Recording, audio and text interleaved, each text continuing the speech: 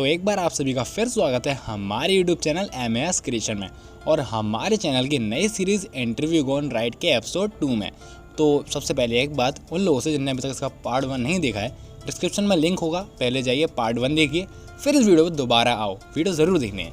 तो जैसा कि आप सभी को पता होगा, पार्ट 2 में भी रहने वाले हैं ऑल ऑसम फैक्ट्स, क्योंकि पार्ट 1 में उनसे कुछ सवाल पूछना रह गए थे, तो आज उनको पूरा करेंगे। और क्या, चलिए वीडियो शुरू करते हैं। हाँ, तो मेरा आज का पहला सवाल कि अगर कोई एनिमे नेटफ्लिक्स हिंदी डब करता है तो आपके अकॉर्डिंग आप किसे हिंदी डब में देखना पसंद करोगे? सबसे बेस्ट तो यार Sanket Mhatre sir and Rajesh Khanna sir ही रहेंगे, क्योंकि इन्हें हम ऑलरेडी सुन चुके हैं एनिमे में। इनके अलावा मुझे पवन कालरा सर की आवाज़ बहुत मस्त लगती है, जिन्होंने डेडपूल 2 में केबल का वॉइस ओवर किया था। एंड कबीर वेदी सर की भी आवाज़ बहुत मस्त है, जिन्होंने Prince of Persia Sands of time में निजाम का वॉइस ओवर किया था। हाँ, सही कहा आपने। हम तो नेटफ्लिक्स शोज़ में भी उनको बहुत देखते हैं। नेटफ्लिक्स डबिंग होती तो ज़बरदस्त है ही। मेरा अगला सवाल, आपको ऐसा कोई एनिमे लगा जो और बेटर हो सकता था? मेरे लिए बरूटो और टोक्यो गूल, क्योंकि फिलर से भर गए बहुत और बेकार हो गए। हाँ, टोक्यो गूल से मुझे भी थोड़ी शिकायत है। अच्छा खासा चल रहा था सीजन 2 का लास्ट एपिसोड, बट फिर उन्होंने वो सीक्वेंस ही उड़ा दिया जिसमें हिडे काने की हेल्प करता है। काया और एनजी का क्या हुआ वो ऑडियंस पर छोड़ दिया समझने को। काने की हाई से सासुके कैसे बना उसे नहीं समझाया गया अच्छे से। मतलब ऐसा लगता था कि स्टूडियो पियर को कुछ ज़्यादा ही जल्दी थी सीजन खत्म करने की। हाँ भाई, वही तो, कुछ समझ ही नहीं आया। तो भाई मैं उन लोगों से कहना चाहूँगा जो इस टाइम एनिमे देख रहे हैं, सीधा मांगा पढ़ो, कोई टेंशन नहीं रहेगी। तो भाई अभी लोग कम्युनिटी में टीवी अपडेट्स के ऊपर फेक न्यूज़ बनाए जा रहे हैं, जैसे मीडिया वाले करते हैं वैसा ही अगर न्यूज़ ना हो तो खुद क्रिएट कर रहे हैं भाई साहब। कई लोग तो व्यूज़ के लिए अपडेट के नाम पे बेकार से बेकार चीज़ें भी कर रहे हैं। तो लोगों में क्वालिटी कंटेंट को बनाने की इच्छा खत्म हो गई है और वो सब्स बढ़ाने के लिए कुछ भी बनाए जा रहे हैं। तो आप क्या कहना चाहेंगे इसके ऊपर? यार देखो, ये सब शॉर्टकट्स हैं व्यूज़ के, बट इन सब से आप जितनी जल्दी ऊपर उठोगे उतनी ही जल्दी नीचे आ जाओगे। ऑडियंस बहुत समझदार है, 2-4 वीडियोस में सब समझ जाते हैं लोग बाग कि कौन सही न्यूज़ दे रहा है, कौन न्यूज़ खुद बना रहा है। तो ये सब बंद कर दो अगर लॉन्ग टर्म ग्रोथ चाहते हो तो। मेरा आज का अगला सवाल, आपने कई वीडियोस में कहा था कि आपकी वीडियो पे स्ट्राइक आई थी और आपने उसमें कुछ चेंजेस करके री अपलोड किए थे। तो आपको जब पहली बार स्ट्राइक आई थी तो आपने उससे कैसे हैंडल किया था, और आप हमें बता सकते हैं कि अगर स्ट्राइक आए तो सिचुएशन को कैसे हैंडल करा जाए? सबसे इंपॉर्टेंट तो यही है कि मैं वीडियो फुटेज यूज़ नहीं करता आप किसी भी कॉपीराइट प्रोटेक्टेड कंटेंट की।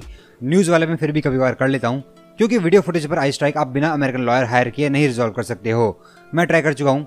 इमेजेस के साथ royalty free footage, text, character, इन सब को मिक्स करके यूज़ करोगे बिना वीडियो फुटेज के तो आपकी स्ट्राइक हटने की काफ़ी अच्छे चांसेस हैं। एंड अगर स्ट्राइक देने वाला कुछ ज़्यादा ही खड़ूस है तो वो आपको फॉन्ट यूज़ करने पर भी स्ट्राइक दे सकता है एंड आपका काउंटर नोटिफिकेशन भी रिजेक्ट कर सकता है। फिर कोर्ट में जाने के अलावा और कोई रास्ता नहीं है। इससे अच्छा है कि स्ट्राइक रिमूव होने का वेट करो 3 महीने का, क्योंकि अमेरिकन लॉयर्स बहुत पैसा लेते हैं। थोड़ा सा वीडियो अच्छा बनाने के लिए अपन रिस्क ले लेते हैं, बट फिर वो बाद में वही रिस्क बहुत भारी पड़ता है। थैंक यू सर जी। तो भाई आपने एनिमे और कार्टून के अलावा एनिमेटेड शोज़ देखे हैं जैसे रिक और मॉर्टी या last kid on the earth या डिज्नी पिक्सर मूवीज़ भी। उनमें से आपकी कौन कौन सी फेवरेट हैं? बहुत से व्यूअर्स को ये लगता है कि पिक्सर मूवीज़ बस बच्चों के लिए हैं और वो बेकार होती हैं। तो आप उन लोगों से कुछ कहना चाहते हैं क्या? देखो यार, कोई भी कंटेंट एज स्पेसिफिक हो सकता है और नहीं भी। मेरे दादाजी आज भी टॉम एंड जेरी एंजॉय कर सकते हैं बिना ये बात कहे कि ये बच्चों के लिए है।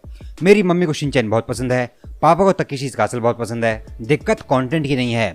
आजकल लोगों को लगता है कि 4 लोगों को कोई चीज़ बच्चों वाली लगती है, बट आपको वो चीज़ पसंद है तो आप अपना स्टैंड नहीं लोगे। उन 4 लोगों के बीच कूल लगने के लिए आप भी अपनी फेवरेट चीज़ को बचकाना या बेकार कह दोगे, उनकी हाँ में हाँ मिला दोगे just to get accepted by that group.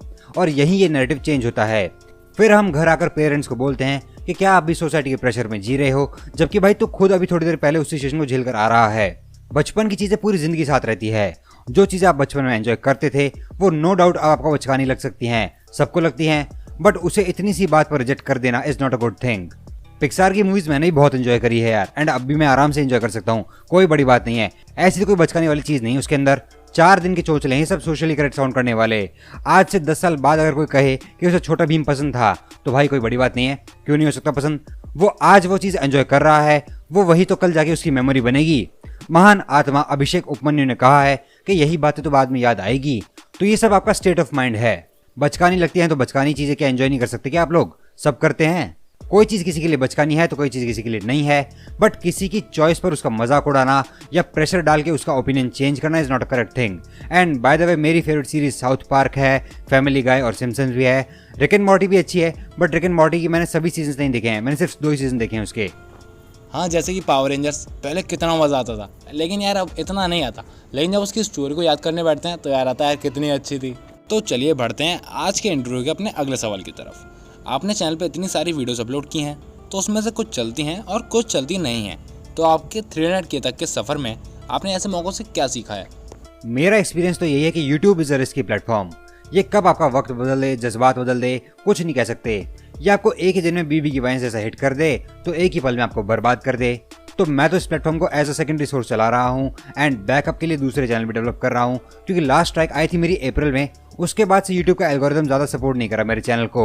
तो यहाँ कुछ भी हो सकता है, फुली डिपेंडेंट नहीं हो सकते आप एक चीज़ पर। मेरा अगला सवाल, आपने यूट्यूब पे क्या क्या स्ट्रगल देखा है, उसे टैकल कैसे किया और एंड में यूट्यूब से आपको क्या क्या सीखने को मिला, पर्सनली और इंडस्ट्री से भी रिलेटेड? चलिए बताइए। यूट्यूब पर सबसे बड़ा स्ट्रगल तो व्यूज़ का ही था। इस चैनल से पहले मैं 3-4 और चैनल चला के बंद कर चुका हूँ जो नहीं चले। ये वाला चल गया, बट इस पर भी व्यूज़ कंसिस्टेंट नहीं रहते हैं, कभी कम तो कभी ज़्यादा।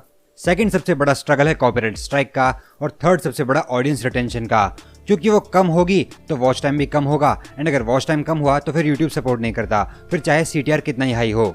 सीख की बात करें तो अगर आप यहाँ इन्वेस्ट कर सकते हो पैसा, तब तो आप काफ़ी अच्छी ग्रोथ कर सकते हो कम टाइम में। बट अगर आप मेरी तरह बिना इन्वेस्टमेंट के स्टार्ट करना चाहते हो तो have patience, monitor your progress, take feedbacks from your viewers and keep on improving. एक ना एक दिन तो एल्गोरिथम में फंसेगा आपका वीडियो, तब हिट हो जाएगा। हमारा भी अभी स्टार्ट ही है, अभी आगे बहुत कुछ देखना और सीखना है। तो सभी लोगों को बेस्ट ऑफ लक, लगे रहो। भाई एक क्वेश्चन मेरे दिमाग में पता नहीं कब से कूद रहा है, पूछ लूँ? तो भाई सुनो, आपने एज अ कंटेंट फैक्ट्स को ही क्यों चुना यार? इसके पीछे कोई रीज़न है क्या? ऐसा कोई स्पेसिफिक रीजन तो नहीं है कि मैंने फैक्ट्स क्यों चुना है, बट लॉ में हमारे सब्जेक्ट था इंडियन एविडेंस एक्ट का, जिसमें facts in issue, relevancy of fact जैसे कई टॉपिक्स थे फैक्ट्स पर। तो मे बी वहां से ये वर्ड मेरे सबकॉन्शियस माइंड में बैठ गया हो और मैंने स्टार्ट कर दिया हो, आई डोंट नो। बाकी anything which can be proved with evidence is a fact. तो फैक्ट्स हमारे चारों तरफ है, आसानी से मिल जाते हैं कॉमन फैक्ट्स। बस यूनिक फैक्ट्स के लिए थोड़ी मेहनत लगती है, जिसमें मुझे मजा भी आता है, टाइम भी कम लगता है इस टाइप के वीडियोस में, फैक्ट्स वीडियोस में। तो इसलिए मुझे इस टाइप का कंटेंट पसंद है। अगला क्वेश्चन, अभी बहुत से न्यू यूट्यूबर्स आ रहे हैं, लेकिन कम व्यूज से वो ट्रेंडिंग टॉपिक्स या न्यूज़ कंटेंट पे ही फोकस कर रहे हैं। तो आप न्यू यूट्यूबर्स को क्या कहना चाहोगे? वैसे मैं इसका जवाब दे चुका हूँ पहले, बट यहाँ मैं सिर्फ इतना ही कहूँगा कि भाई लोग पेशेंस रखो, शॉर्टकट्स के पीछे मत पड़ो, ये शॉर्टकट आपका ही टाइम वेस्ट करेंगे।